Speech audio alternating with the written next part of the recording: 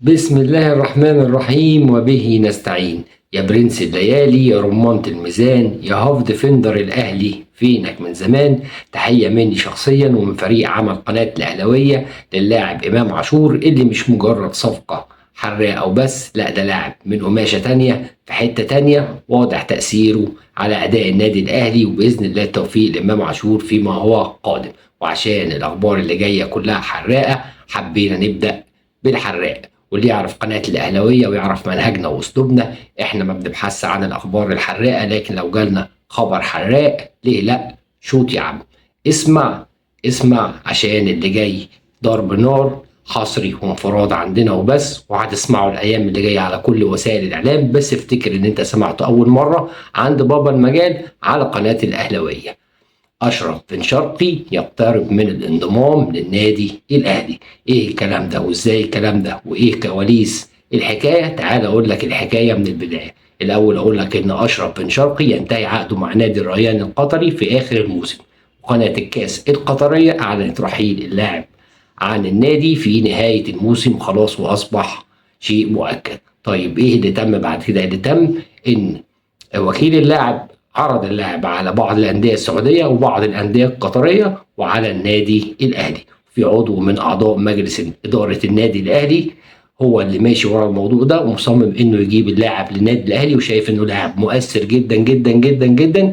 عايز أقول لك كمان أرقام اللاعب مع النادي القطري السنة دي. هو لعب مع النادي 19 مباراة، سجل 10 أهداف وصنع 3 أهداف، يعني نسبته تقريبا 70 ل 80% في سواء إحراز أو المشاركة بالاهداف. ودي نفس النسبه اللي كانت برضو موجوده مع الزمالك، ودي نسبه اللاعب. يعني اللاعب دايما بيلعب من 70 ل 80%، ونسبه تاثيره في الملاعب في المشاركات من 70 ل 80%، يجيب لك جون او يعمل باص. ايه الحكايه وايه الروايه؟ لو حبينا نتكلم ونقول ان النادي الاهلي بيبحث عن تدعيم فريق الموسم القادم، وعنده لجنه من الكشافين بتقدم له البدائل المتاحه واللعيبه اللي هتكون متاحه قدامه، خصوصا لما يكون لاعب فريق بحجم اشرف بن شرقي. اكيد هو هيكون على رادار النادي الاهلي، وطبعا مارسيل كولر هو اللي هيقول قرار الفصل في الموضوع، سواء يعني بطلب اللاعب او لو شايف ان اللاعب هيكون اضافه للنادي الاهلي. كل الموضوع دلوقتي في ايد كولر.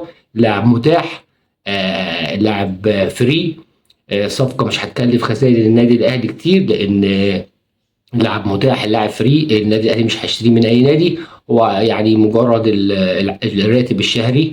واعتقد ان النادي الاهلي المبالغ اللي جايه له من شركات الرعايه القادمه والمبالغ اللي هتخش له من كاس العالم للانديه، اعتقد ان اشرف بن شرقي مش هيكون المقابل المادي بالنسبه له مشكله للنادي الاهلي. هو مجرد الموافقه من مارسيل كولر والضوء الاخضر للجنه التعاقدات، وباذن الله ممكن تشوف اشرف بن شرقي في النادي الاهلي. عايز اقول لك الكلام ده قبل اي حد عشان تبقى معانا في قناة الأهلاوية عارف كل جديد في النادي الأهلي. تاني خبر معانا وهو لعيب اقترب 90% من النادي الأهلي، ده طبقا للصحف المغربية اللي أكدت إن النادي الأهلي اقترب من التعاقد. عفوا، الصحف الجزائرية اللي أكدت إن النادي الأهلي اقترب من التعاقد مع زين الدين بالعيد، واللاعب وقع رسميا لمدة 4 سنوات. دي الأخبار من الصحافة الجزائرية. لاعب دولي مغربي، وهو اللي كان احرز في النادي الاهلي، كان لاعب اتحاد العاصمه في بطوله السوبر الافريقي، وهو اللاعب اللي احرز فينا ضربه الجزاء. النادي الاهلي خلاص استقر على انه لما يجيب لاعب مدافع لازم يكون من شمال افريقيا، لانهم بيجيدوا العاب الهواء واحنا عندنا مشكله في العاب الهواء. فقرر النادي الاهلي لو في مدافع يكون دولي ويكون من شمال افريقيا لاجادتهم لالعاب الهواء. اعتقد ان زين الدين بالعيد هو لاعب دولي كبير جدا ومعروف جدا بقوته الدفاعيه، وايضا في مشاركاته الهجوميه. عنده 25 سنه، طول 187 سم، الوزن 80 كيلو. يعني كمان الصحف الجزائريه اتكلمت اكتر في تفاصيل التعاقد، قالت ان نادي اتحاد العاصمه طلب الحصول على 20% من اعاده البيع، لكن النادي الاهلي عرف يوصلهم ل 10%. وقالت كمان قيمه الصفقه 1,200,000 دولار.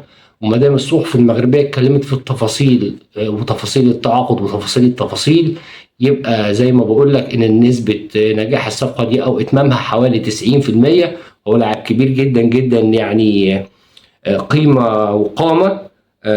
والنادي الاهلي يعني لجأ للاتفاق مع نادي اتحاد العاصمه، مع ان اللاعب كان عنده بند في عقده يسمح للنادي الاهلي شرط جزائي يدفع شرط جزائي وياخد اللاعب، لكن الكابتن محمود الخطيب رفض استخدام الشرط الجزائي لان في علاقه محبه وود ما بين النادي الاهلي والانديه الجزائريه ككل، وكابتن محمود الخطيب رفض انه يفسد هذه العلاقه. ثالث صفقه معانا وهي صفقه برضو من العيار الثقيل وهو ايضا لاعب دولي، لان النادي الاهلي خلاص استقر ان لو في لاعب محترف هيكون لاعب دولي. ده يكون تاكيدا للكواليتي، عشان النادي الاهلي خلاص يعني مش عايز يعمل اختبارات، وعايز يجيب لاعب دولي معروف مشهور يبقى يقدر يشارك معانا على البطولات اللي جايه معانا في الموسم القادم باذن الله. بطولات كبيره جدا جدا، لازم تكون لعيبه على قد المستوى. وعشان كده النادي الاهلي بدا يفكر في المدافع والباك الشمال يحيى عطيه الله. كنا انفرضنا من فتره ان الاهلي بيفاوض يحيى عطيه الله، وكان تحسبا لرحيل علي معلول اللي كان عنده اكتر من عرض، وكان بيحاول يعلي المقابل المادي بتاعه، وكان الاهلي عامل احتياطه لو علي معلول رحل ان هو يكون البديل بتاعه يحيى عطيه الله. وخصوصا بعد اصابه علي معلول الاخيره اصبح يحيى عطيه الله من المتطلبات المهمه جدا جدا للنادي الاهلي. يتبقى على اعلان الصفقه ان النادي الاهلي منتظر ان في بند في عقد يحيى عطيه الله مع نادي سوتشي الروسي اللي بيلعب ليه اللاعب في الوقت الحالي، ان لو النادي بتاعه هبط للدرجه الثانيه اللاعب يرحل مجانا. وده اللي شكله هيحصل، لان اللاعب النادي فاضل 8 جولات على انتهاء الدوري الروسي، والنادي في المركز الاخير. وعشان كده النادي الاهلي منتظر في الايام القادمه دي ويحصل التعاقد مع لاعب يحيى عطيه الله. يحيى عطيه الله هيكون البديل لعلي معلول، هو لاعب بيجيد جدا جدا اللعب في الجناح الشمال، وزي ما قلنا دوري مغربي بيلعب في نادي سوتشي الروسي. لعب اللاعب السنه دي مع النادي الروسي 26 مباراه، سجل 4 اهداف وصنع 3 اهداف. يعني لاعب محترم جدا جدا، كل الناس اللي عارفاه وبتشوف المنتخب اكيد المغربي عارفاه، وبيلبس رقم 25 في المنتخب المغربي، هيكون اضافه كبيره جدا جدا للنادي الاهلي، وهيكون افضل بديل لعلي معلول. اخر خبر معانا كده هو عرض قطري لعمرو السولية من احد الانديه القطريه، ويعني استقرار داخل مجلس اداره النادي الاهلي لتكريم عمرو السولية سواء بالتجديد ليه مع النادي الاهلي او بالسماح ليه بالرحيل في حاله وصول عرض هو يكون عايزه، لان عمرو السولية لاعب كبير وخدم النادي الاهلي كتير، وفي استقرار داخل مجلس الاداره على تنفيذ كل مطالبه تقديرا لما قدمه للنادي الاهلي. عايز اقول لك ان انا تعبت جدا ان انا الم لك كل المعلومات ديت في خلال 7 دقائق 8 دقائق، فياريت وانت ماشي ما تبخلش انك تعمل لي لايك على الماشي، والسلام عليكم.